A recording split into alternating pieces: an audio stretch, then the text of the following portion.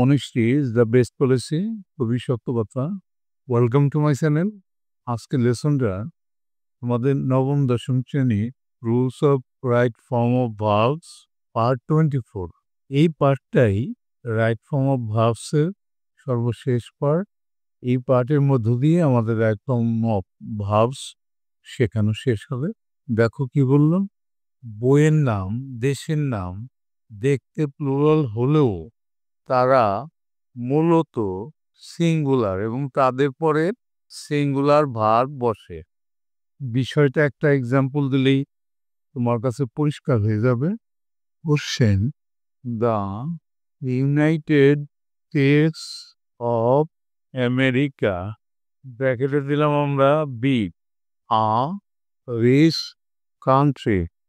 এটার উত্তরটা কেমন হবে দেখো, answer, the United States of America is a rich country.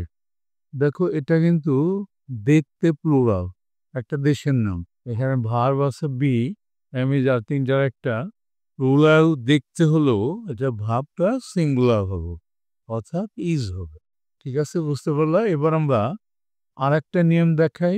অ্যাডজেক্টিভের কোনো প্লুরাল ফর্ম নেই, তবে অ্যাডজেক্টিভের পূর্বে দা বসালে অ্যাডজেক্টিভটি প্লুরাল কমন নাউন হয় এবং তারপরে প্লুরাল ভার্ব বসে। উদাহরণ দিলে বুঝতে পারবা। একটা উদাহরণ দিচ্ছি আমরা।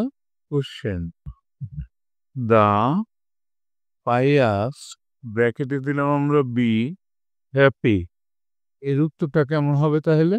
Answer, the pious are happy. এটা পায়াস ধার্মিকেরা, এর আগে দা বসে, এটা কিন্তু কমন নাউন করা হয়েছে, যার কারণে এখানে কিন্তু বি আছে, বিতে প্লুরাল ভার্ব বসছে, আর বসছে, দ্য পায়াস আর হ্যাপি। নিশ্চয়ই বুঝতে পারলে। এবার আমরা আর একটা নিয়ম দেখাবো। যখন কোনো infinitive, gerund, verbal noun, clause, phrase কোনো সেন্টেন্সের সাবজেক্ট হয় তখন ভার্ব সিঙ্গুলার হয়। এক্সাম্পল দিলে বুঝতে পারবা। আমরা এখানে দুটো এক্সাম্পল দেব। কোশ্চেন দেখো, টু ওয়াক, ব্র্যাকেটে দিলাম আমরা বি, আ গুড এক্সারসাইজ। এটার উত্তরটা কেমন হবে দেখো, answer, to walk is a good exercise. দেখো এখানে ইনফিনিটিভ টু আছে, যার কারণে এই ভাবটা সিঙ্গুলার হইল, ইজ হইল। আরেকটা এক্সাম্পল দেব আমরা। কোশ্চেন, ওয়াকিং, ব্র্যাকেটে দেব আমরা বি, আ গুড এক্সারসাইজ। এখানে উত্তরটা কেমন হবে দেখো, answer, walking is a good exercise. এখানে কিন্তু দেখো ওয়াকের সাথে আইএনজি যুক্ত করে এটাকে জেরান করা হয়েছে, এই কারণে এই বি ভাবটা সিঙ্গুলার হয়েছে, ইজ হয়েছে। নিশ্চয়ই বুঝতে পারলা। এবার আমরা আর একটা নিয়ম দেখাবো।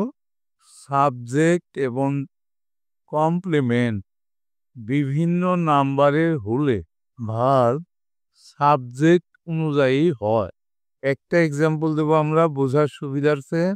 কোশ্চেন, দ্য মুসলিম, ব্র্যাকেটে দেবো আমরা বি, আ ব্রেভ নেশন।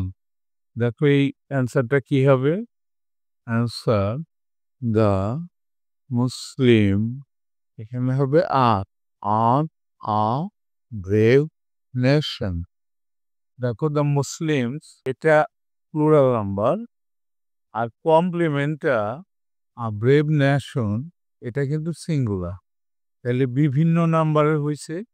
এই কারণে ভাবটা সাবজেক্ট দ্য মুসলিম, মুসলমানেরা, প্লুরাল, এই কারণে ভাবটাও কিন্তু প্লুরাল হয়েছে, আর হয়েছে। নিশ্চয়ই বুঝতে পারলা। পরের নিয়মটায় চলে যায়। রিলেটিভ প্রোনাউনের পরে ভার্ব অ্যান্টিসিডেন্ট অনুযায়ী ব্যবহৃত হয়। একটা উদাহরণ দেই তোমার বোঝার সুবিধার্থে। কোশ্চেন, ইট ইজ আই, ব্র্যাকেটে দিলাম আমরা বি, রেসপন্সিবল ফর দিস। এটার অ্যান্সারটা কেমন হবে দেখো। Answer, it is I who am responsible for this. দেখো এখানে ইট ইজ আই, দেখো এটা রিলেটিভ প্রোনাউন হু, এখানে ব্র্যাকেট আছে বি, তাহলে বিটা আয়ের অ্যান্টিসিডেন্ট অনুসারে আয়ের সাথে সবসময় এম হয়। বি মানে মিজার প্রেজেন্টে, তাহলে এটা প্রেজেন্টেই হবে, আয়ের সাথে এম আসবে। এম আসছে দেখো, নিশ্চয়ই বুঝতে পারলাম। এবার আমরা আজকের লেসনের শেষ নিয়মটা দেখাবো। ওয়ান অফ দা এর পরে ভার্ব সিঙ্গুলার হয়। ওয়ান অফ দার পরে যদি কোনো ভাব থাকে সেটা সিঙ্গুলার হবে। একটা এক্সাম্পল দেবো আমরা তোমার বোঝার সুবিধার্থে। Question, one of the girls, ব্র্যাকেটে দিলাম আমরা বি প্রেজেন্ট, তাহলে উত্তরটা কেমন হবে। Answer, one of the girl is present.